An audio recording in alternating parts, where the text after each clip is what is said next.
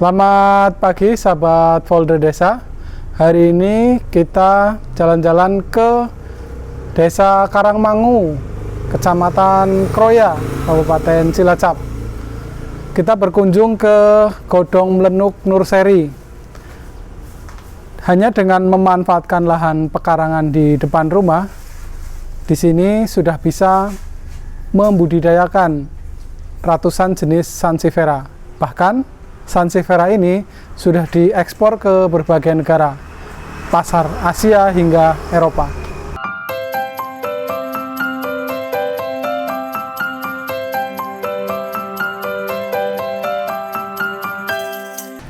Oke, halo, nama saya Denis Setiawan. Saya pengelola dari Godong Mlenuk Nurseri yang beralamat di Jalan Brantas, RT 1 RW 4, Karangmangu, Kroya, Cilacap. Nah, Nurseri saya berfokus pada tanaman-tanaman Sansevieria khususnya. Dan kalau umumnya sih saya banyak, tapi yang saya khususkan di Sansevieria.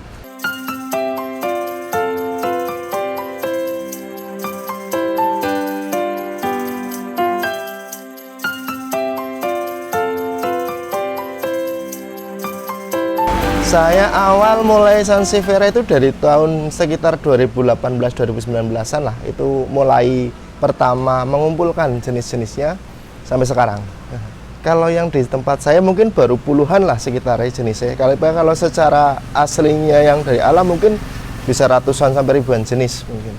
Awal mulai saya memulai kenapa saya kok memilihnya Sansevieria, ya saya cuma ingin terlihatnya tuh beda dari beberapa pemain pemain tanaman yang ada di sini.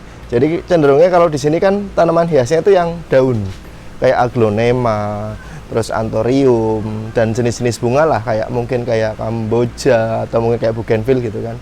Nah, untuk jenis yang Sansevieria kayak gini kan untuk daerah sini kan masih jarang. Jadi saya pengen coba jenis yang lain gitu loh. Pangsa pasarnya seperti apa, terus mungkin dari segi ekonomis dalam hal ini harganya seperti apa. Saya pengen coba hal itu lain daripada yang lain, intinya seperti itulah gitu.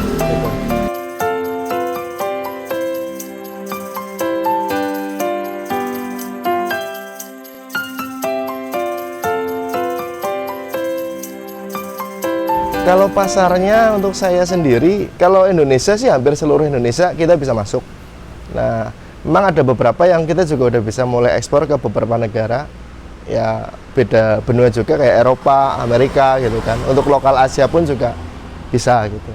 Pertama kali ekspor saya tahun 2019. Itu negara tujuannya kita pertama kali kirimnya masih lokal Asia, itu ke Singapura. Pertama kalinya. Tahun 2019 itu yang awal-awal kita main ekspor itu kita sih kirim sekitar kalau nggak salah 3 atau 4 kali kirim lah. Itu negaranya sama, ke Singapura semua. Nah, setelah dari pertama kali kita ekspor itu, ya intinya kan kita belajar dari awalnya, dari prosedurnya, dari apanya. Kita akhirnya juga merambah ke beda negara yang lainnya. Akhirnya kita bisa kirim sampai ke Eropanya, kita udah pernah kirim ke Belanda. Terus kayak ke Amerika kita pernah, dan terakhir juga kita kirim juga lainnya Singapura yang masih lokal Asia juga kita kirim ke Malaysia, kita kirim juga ke Vietnam. Itu kita udah pernah.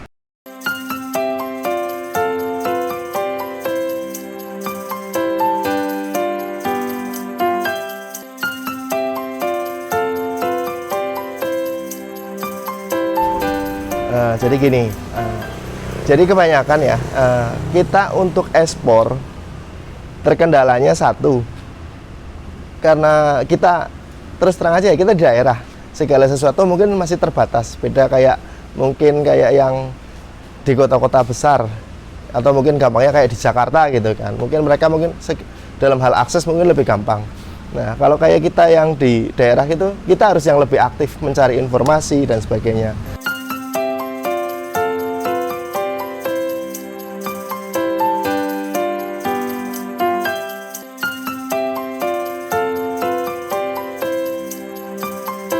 Untuk memulai ekspor ini sebenarnya dalam hal ini boleh dikatakan secara tidak sengaja.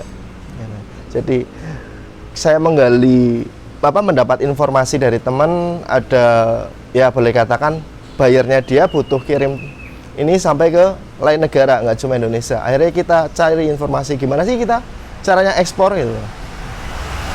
Berawal dari hubungan teman itulah, jadi kita bisa tahu prosedurnya ekspor itu seperti apa gitu. Sampai kita ke Jakarta langsung untuk mengurus izin-izinnya. Setelah keluar izin, kita bisa ekspor. Nah, untuk selanjutnya mungkin karena sekarang, apalagi di masa pandemi sekarang seperti ini, bisa segala sesuatu bisa dilakukan dengan online, mungkin lebih mudah dalam itu. Cuma dalam hal ini ya untuk persyaratan dokumennya mungkin kan nggak cuma yang via online aja, tetap harus ada yang kita harus datang untuk ngurus dokumennya. Nah, mungkin kendalanya ya beberapa teman-teman untuk mengurus izin itu yang mungkin agak kesusahan gitu loh.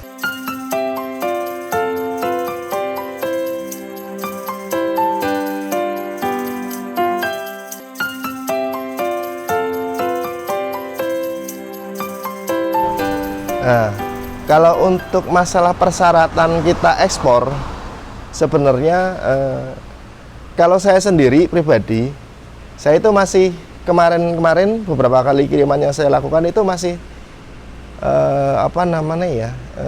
perorangan gitu loh, belum suatu badan usaha yang ada badan hukumnya gitu loh. Nah, kalau sekarang memang sudah badan usaha yang ada badan hukumnya.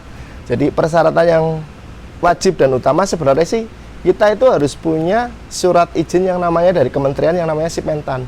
Nah, untuk kita mendapat Sipmentan itu kita itu harus terdaftar sebagai, boleh dikatakan kayak pelaku usaha lah di Kementerian Pusat. Nah, syaratnya kita untuk mendaftar sebagai pelaku usaha di Kementerian Pusat itu kan kita harus punya NIB, nomor induk bersama gitu kan. Terus punya NPWP, itu yang pasti. KTP dan sebagainya sih itu udah hal mutlak yang yang di luar persyaratan KTP dan lain-lain, yaitu paling kita harus punya NPWP sama NIB. Itu untuk pengajuan izin kita sebagai pelaku usaha di Kementerian Pusat. Nah, nanti kalau sudah terdaftar di sana, jadi kalau kita sudah setiap kali mau kirim, kita ngajuin dokumen, itu kita sudah terdaftar, kita tinggal mengajukan saja surat permohonan gitu. Nah, nanti kalau surat permohonan masuk, mereka verifikasi, data semua komplit, keluarlah yang namanya Sipmentan itu. Nah, dari Sipmentan itu nanti kita tertujunya ke kantor karantina setempat. Kalau di sini Cilacap, kita ke Cilacap, bawa Sipmentan itu dengan tanamannya, dibawa ke sana, nanti diperiksa. Nah, nanti dari si karantina itu keluar yang namanya phytosanitary dokumen. Nah, itu yang dokumen bisa buat kirim sebagai dokumen pelengkap pengiriman.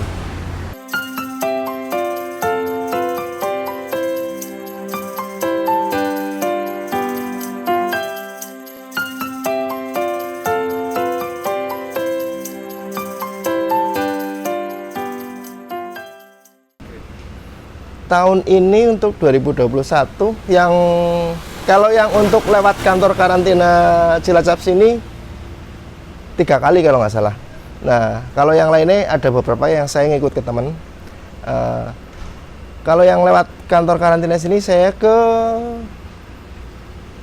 Malaysia, terus Belanda sama Amerika yang terakhir.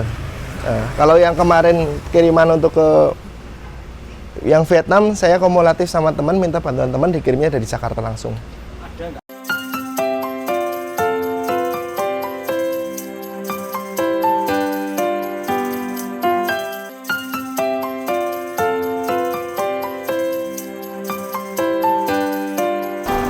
Kalau untuk pengiriman kendalanya antar negara, masalahnya gini, setiap negara itu kan mempunyai aturan masing-masing. Jadi kita nggak bisa mengacu pada satu aturan untuk berlaku untuk seluruh negara, itu nggak bisa. Contoh simpelnya seperti ini, kayak kita mau kirim ke Amerika. Nah, di Amerika itu ada aturan bahwa di bawah 12 pohon itu kita bisa, tanpa ada dokumen pendukung dari si pembelinya, itu kita bisa kirim. Yang penting kita udah punya Sipmentannya, izin Sipmentannya kita udah keluar. Nah, tapi kalau lebih dari itu, si pembelinya yang di Amerika itu harus punya dokumen pendukungnya.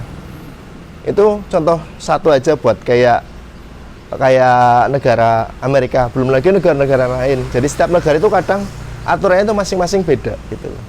Jadi kita tinggal komunikasi yang enak dengan pembeli, syaratnya di negara Anda sebelum kita mengirim apa sih gitu loh. Jadi nanti sebelum kita bertindak untuk mengurus dokumen yang di Indonesia, nggak di tengah jalan nanti berhenti proses. Ya, salah satunya itu kendala bahasa. Ya. Jadi untuk apa namanya ya, beberapa ya kita gampangnya gini. Di era yang sekarang mungkin udah agak lebih segalanya dimudahkan gitu kan. Kendala bahasa mungkin ya memang kendala, cuma kayaknya untuk sekarang ini nggak begitu masalah sekali karena kita bisa memanfaatkan segala fasilitas teknologi ya. Jadi kendala bahasa itu mungkin bisa diminimalisir sedikit demi sedikit. Itu saya rasa sih nggak begitu bermasalah sekali. Ya. Jadi kasarnya gini, kendala bahasa ya mungkin untuk orang-orang yang mungkin apa namanya ya, usianya mungkin masih diberikan, saya masih muda gitu, agak bisa kita lebih mengarahkan gitu kan. Nah, kalau kendalanya lagi apabila kita ketemunya sama konsumen yang mungkin nunsewunya sudah mungkin umurnya agak lanjut dan sebagainya, dia untuk aplikasi taunya juga dia cuma chatting dengan bahasa yang dia kuasai gitu. Selain bahasa dia yang kuasai juga agak susah.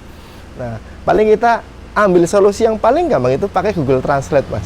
Jadi itu mungkin solusi yang paling gampang.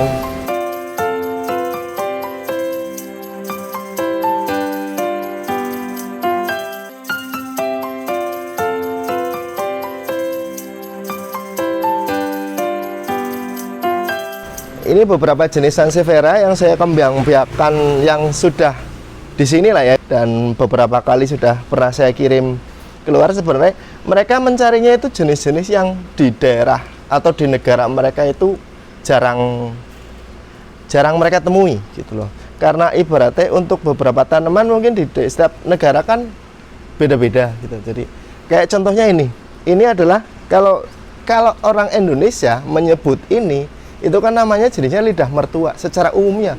Mau bentuknya seperti apapun, kalau bentuknya seperti ini ya lidah mertua mereka nyebutnya. Padahal kalau dari segi secara keilmuan yang benar, memang untuk nama dagang di Indonesia lidah mertua, nama latinnya Sansevieria, tapi secara subspesiesnya ini masuknya ke Sansevieria trifasciata Golden Asahi namanya secara itu nih, atau Futura hendrika gitu loh. Nah, kalau orang luar negeri itu mereka bisa untuk detailnya suatu pohon itu jenisnya masuknya ke apa, nama validnya secara ilmiahnya, mereka itu butuh data pendukung yang cukup lengkap. Beda kayak ibaratnya mungkin lah ya mungkin kita nggak menyamaratakan orang kita itu yang penting tanamannya A ya A gitu kan. Tapi untuk orang luar negeri itu pasti punya spesifikasi lebih lah untuk suatu jenis tanaman. Itu satu. Nah, terus juga jenis yang kayak gini, ini namanya Fernwood. Nah, kalau ada pertanyaan lagi, kenapa kok ada kuningnya, ada hijaunya? Ini tanaman termasuknya memiliki kelainan, atau dalam kata lain dikatakan variegata. Jadi versi yang dia daun normalnya full hijau ada. Nah, ini karena dia punya kelainan, jadi dia ada kuningnya. Terus ada lagi yang kayak ini namanya Midnight Shine. Dia full gelap, cuma ada list kuningnya. Sepintas sama, dia kuningnya lebih dominan, dia hijaunya lebih dominan, dan lain-lain sebagainya. Nah, setiap tanaman dengan sedikit karakter yang berbeda pun itu sudah bisa membedakan namanya juga beda lagi. Nah, itu juga mungkin satu dipengaruhi karena mutasi, perbedaan perbedaan kondisi alam lah antara dia di habitat aslinya sama kita yang di negara tropis. Jadi dia tanaman kan menyesuaikan di mana dia tumbuh, akhirnya dia menyesuaikan kondisi alam di mana dia tumbuh. Nah, contohnya kayak gini, ini namanya Midnight Shine ya. Ini namanya Fernwood. Terus ini namanya Gold Flame. Terus yang ini namanya Sansevieria Futura hendrika. Yang ini namanya Royal Crown. Terus yang ini namanya Skyline.